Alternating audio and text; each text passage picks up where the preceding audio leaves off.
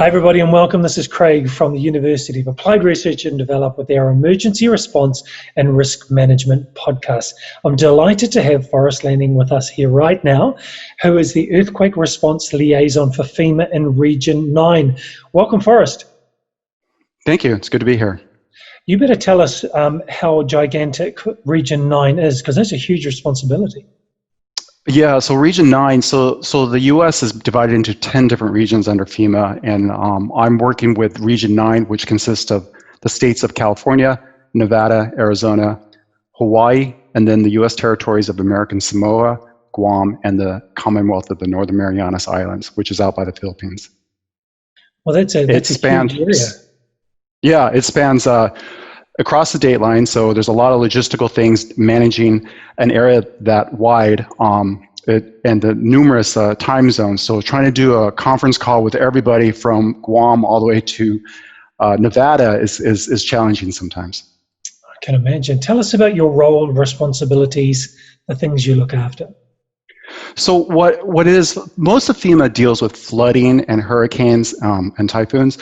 Generally, because that's the most common, and wildfires, but mostly flooding and hurricanes, because that's the most common or frequent disaster that happens throughout the U.S. And since it's a federal agency, they kind of focus on the hazards that are most common to the rest of the country.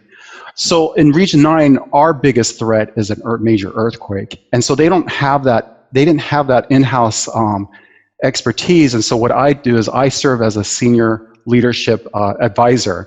And so I advise leadership on the risks, on what type of results from a disaster, from a major earthquake, what basically, and liaison with the USGS, which is the United States Geological Survey. So I kind of interpret all of the scientific information, translate that for emergency managers and leadership. And so I kind of serve as that point of contact from FEMA to all other agencies dealing with the technical natures of earthquakes and volcanoes, actually.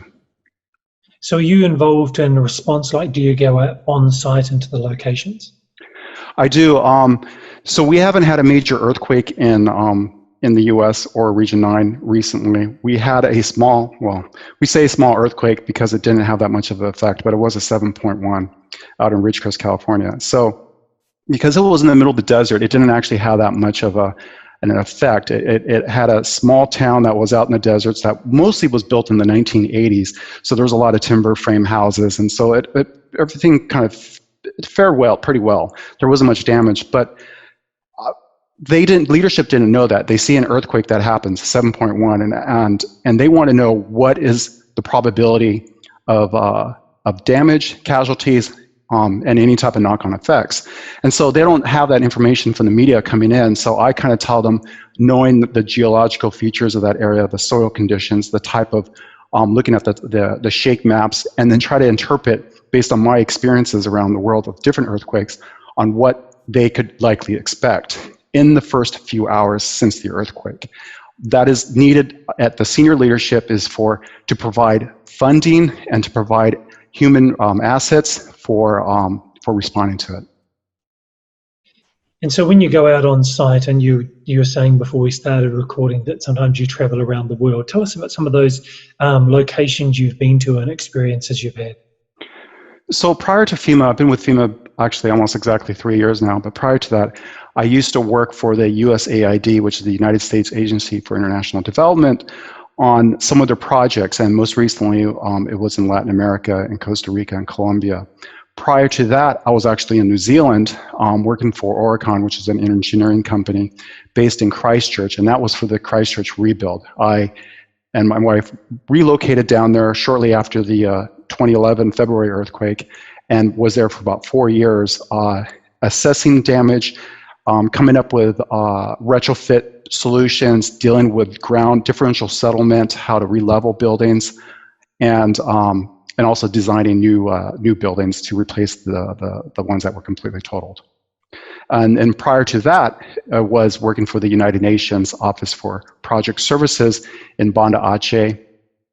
Actually, I'm skipping too far back. Before that, I was in Afghanistan also with USAID, dealing with a risk assessment project for all the schools that were being built since 2002 that were not designed to international standards and seen what type of risks those schools and hospitals had in a moderate earthquake.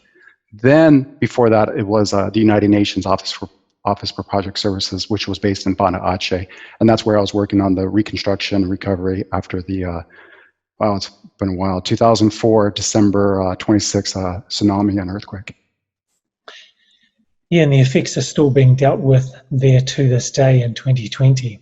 It's quite a powerful impact and a long-lasting impact. I do want to say thank you very much for relocating your family and coming to New Zealand and helping us, I'm a Kiwi, to rebuild after the earthquake. That's a significant thing that you did for us. Yeah, it was probably one of the highlights of one of the coolest locations to live and work. Being big on the outdoors, there was a lot that was offered in the South Island for like tramping and all that. So it was definitely a pleasure. I think it'd be really interesting for students who maybe come from different industries, but they've been studying emergency response or disaster management or response mitigation. Is there a particular model or framework that you use when you look at how do we respond to an earthquake? Is there a model or a theory or a framework, a process that you help people work through? Well, responding is more of understanding the vulnerabilities of a city. And you have to look at it at I guess, a few layers beyond just the obvious. So you have your building stock, the types of buildings that are constructed there, the design, if they were designed, what code were they designed to, and then the construction quality. Did construction actually follow through on the design, or did they just do their own thing, which happens in a lot of parts of the world. So there's that aspect, and then there's also the infrastructure aspect. Are your water lines going to be vulnerable to being severed, just like in Christchurch and the sewage lines? If we're talking globally, maybe there's not even water lines and sewage lines like in Banda Aceh. So we need to know if those were to be non-functioning, then what is that going to happen for lifelines? So what are we going to have to do to move in water, food? How are we going to get the transportation lines? How are we going to get the supplies there? Are the highways going to be blocked by landslides, by vulnerable bridges? It's knowing those risks and coming up with a plan B. If that area, and I do this for the San Francisco Bay Area, if one major artery, transportation artery is blocked, what is the alternate? What is plan B and plan C for getting supplies to different locations depending on what areas were heavily affected?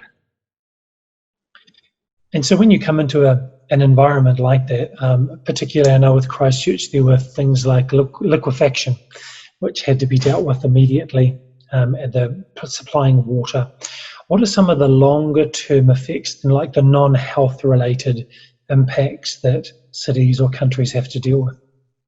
Well, I think I'm going to draw from two experiences, both Christchurch, and I'm sure there's a lot of students who are probably from Christchurch and personally have felt this stuff, and then also Banda Aceh, since I just recently went there. So I know in Christchurch, it was the economy, the city ended up becoming like a donut city. So I had that CBD area that was just a no-go zone. There, even the company I worked for, we relocated to the outskirts of Christchurch. And then people started getting situated there. And so there was this whole long-term, like it took a long time, and they're obviously they're still recovering from it. So you have this lasting effect of how the city functions, like where the commute go, where people were commuting to, where people are going to shop, where people are going to want to live. People are not going to want to live in other suburbs. Like when I first went there, I lived in Sumner. I know that was one of the hardest hit areas, but that's where there were available rental houses that we could get. So, but a lot of the locals didn't want to live there. So things have that lasting effect on just the way the city functions. I know in Banda Aceh, going back 15 years later, you're going back to the schools and talking to the headmasters or principals. All those kids in the schools were born after it, so there's no living memory for the students on that event, but the teachers have it, and it's very still traumatic to them. A lot of them have lost their own kids or have lost their students, and everyone's lost a family member in that event. And there is the last, I guess, the long-term effects on there is just the social well-being. People moved away because they couldn't handle the memories of that event. So I was surprised, like how many of the locals that survived the tsunami and earthquake left the city and permanently moved away. The city has grown a lot, but they're all from outsiders. And it was actually hard to find a homeowner that we were conducting interviews for a lot of the beneficiary families that received houses that were constructed after the tsunami, but very few of them were the ones that lived on that plot of land prior to the tsunami. Everyone else has moved in from either out of town or from Java or other parts of Indonesia. And so I think that trauma is going to be permanently on those peoples who experienced it. So I think that still is very evident there, and I don't think that's going anywhere anytime soon. I guess that would have a cultural impact, an impact on people bringing different beliefs or perspectives in, and it would have quite a change on the way that the community functions. It is, and I think one of the aspects is I was talking about, like, asking the principals, do they feel more prepared now, given that they have gone through this and they know what the effects are? And it's a mixed answer you get. Sometimes they say they do, they know exactly what to do, is run for high ground. They know the effects of the earthquakes and the type of buildings. But those are the few people that remained in the city. All these new people coming in don't have that particular memory, so they're not going to know or have that personal connection and know exactly what to do after an earthquake, should they head for higher ground. So I think that that does make it a problem. It makes it a problem for the city to be able to react. There was an earthquake, a significant earthquake. I don't remember the magnitude. It was probably, I think it was like in a 7, that hit Banda Aceh not long ago, a few years ago. And that was kind of like a good test, because now they have these vertical evacuation structures that is designed for the community around to evacuate to get above a certain elevation for just in case of a tsunami wave comes in. And everyone we interviewed said it was just a big failure. They thought it was no one reacted properly. If you're hear the sirens, you're supposed to go to an evacuation center. You're not supposed to go to the school and pick up your kids, because the teacher is supposed to take them to evacuate, because you don't have that type of time.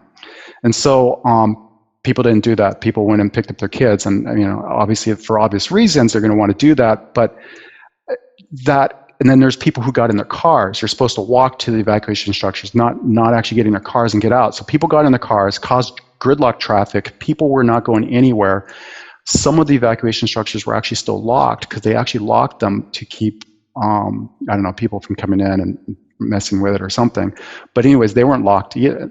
And that's a whole other issue, should they even be locked. But so there was a lot of issues given that they thought there could easily be a tsunami coming in. And so everyone was pretty disappointed at how the city reacted. And I think a lot of it's due to new people coming in and not understanding and having that personal connection to that event. And often an event will happen and it shakes people up and scars them for that period of time, but the memory is quite short when we get back to day to day. Yeah. I'd love for it's really amazing.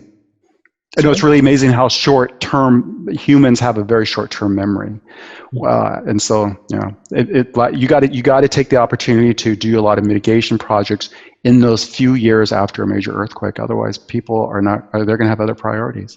It happens here in the U.S. too, all the time.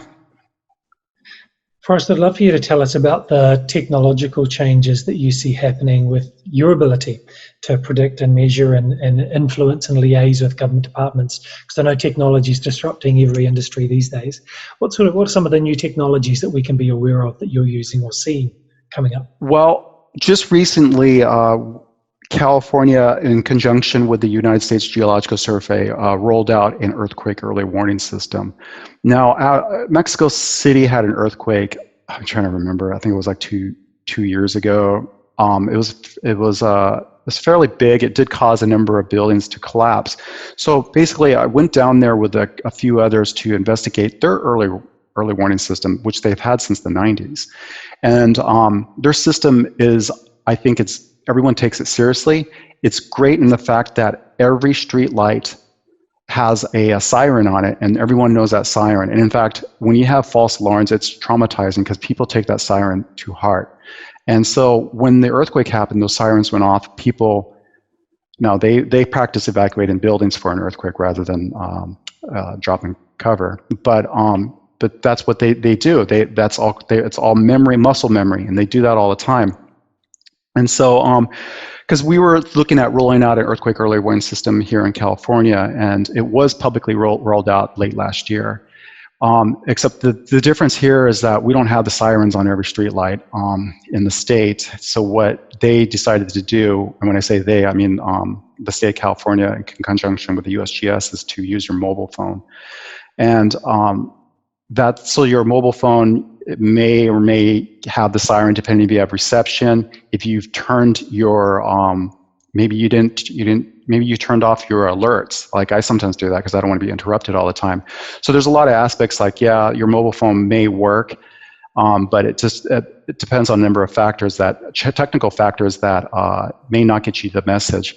And there's another also problem is that because your mobile phone is using data, like for through the internet, you can't get a message out to, there's almost 40 million people in California, just the state, and you can't get a message out. Not that you're going to need a message to the entire state, but even a metropolitan area, say for example LA, 10 million people, you're not going to be able to get a message out to everybody.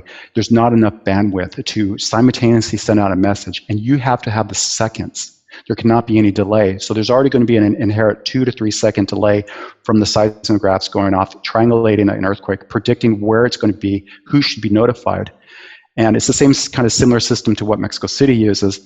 But in this case, now we have an additional lag is because we're not using radio waves to turn on sirens like they do in Mexico City. Now it's going through the cell service companies, and they are going to have to send it out in batches to maybe a couple 100,000 people at a time. So you could, the best case scenario, you'll get an alert maybe in 4 or 5 seconds. Worst case scenario, you can get it in 25 seconds. And we all know, depending on where the epicenter is, that you might get it after the earthquake. So there's that challenge. And it's getting the public to educated to understand that is an inherent flaw of the system, and that they, you may get the message in time, you may not. You should not depend on that message. And what type of information should we communicate was another aspect to the public. Should we tell them the magnitude? Should we tell them what type of intensity shaking you can get your phone? And we felt, as part of the committee for the communication and outreach, is that that's too much information. People end up being their own seismologists, even though they don't have that background. They think, oh, well, it's a magnitude so-and-so. I don't have to duck and cover. I don't have to, or do whatever, not knowing there's a lot of other factors at play. So we felt that limit that information, just tell them that there's an earthquake coming. Don't tell them when, and don't say how big, because people will start interpreting that in different ways, and that actually delays reaction. And so that is one technology that just rolled out last year. Another one that I'm looking at working with, working with CALTECH and NASA JPL, is that there's a remote damage assessment. One of the biggest problems that we have for a major earthquake is understanding where the concentrations of damage is in a major metropolitan area, like the San Francisco Bay Area or the LA. We're talking about an area, just a vast area of just constant urban area. And when you have a major earthquake, you want to know where in that metropolitan area you need to provide urban search and rescue, to provide medical care, or even just get a magnitude of how much resources do we need. So we need an ability to be able to assess how much damage and where it's located. So the technology that they're looking at NASA JPL and CALTECH is using frequencies from satellites, and depending on how the frequency reflects off of the city, like buildings and streets, if it changes the frequency in a certain manner, they can tell if the buildings have been damaged or the roads have been damaged. And so you can on the fly build a GIS map showing concentrations of damage. You won't know specific buildings, but you'll know the neighborhoods or the blocks at least. And so that's something that at least works in theory from their testing, but hopefully maybe that could be one of the tools that we use in response. Powerful. Hey, Forrest, if someone wanted to have your job and do what you do, what sort of experiences or education would you encourage them to have? That's a tough question, because I never actually intended getting into this role. I studied structural engineering, and originally I was very curious about earthquakes even as a kid, growing up in the Bay Area. But I studied I studied structural engineering because I originally wanted to be an architect, but I wanted to do the more science side, so I did that and how earthquakes react to buildings. So, but what happened is like I kind of got bored with doing just design of buildings. I wanted to deal with the disasters itself. And the best way to get into that field is by building your experiences. And what I did is I volunteered, did pro bono work for a NGO dealing with designs of earthquake-resistant houses. And that was actually happening in Banda Aceh after the 2004 earthquake and tsunami. So doing that volunteer time kind of build some experiences, and then the lady that founded the NGO offered me a job. Now the job obviously was going to pay peanuts, but you have to be willing to take a pay cut and do something that you really enjoy. So I quit my job in San Francisco, moved out to Banda Aceh, and I was probably like, I think I was 30. But I moved out to Banda Aceh, worked for a third of your salary, and just get involved into your work. And you make a huge network connection because there's a huge need for technical background people dealing with international recovery.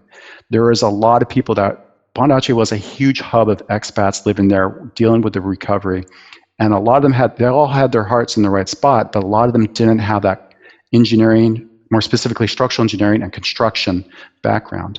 So there's a lot of rebuilding, and you end up networking a lot just by being on the field. And so after that job, it basically led to the next job. USAID recruited me to go out to Afghanistan to do a seismic assessment there.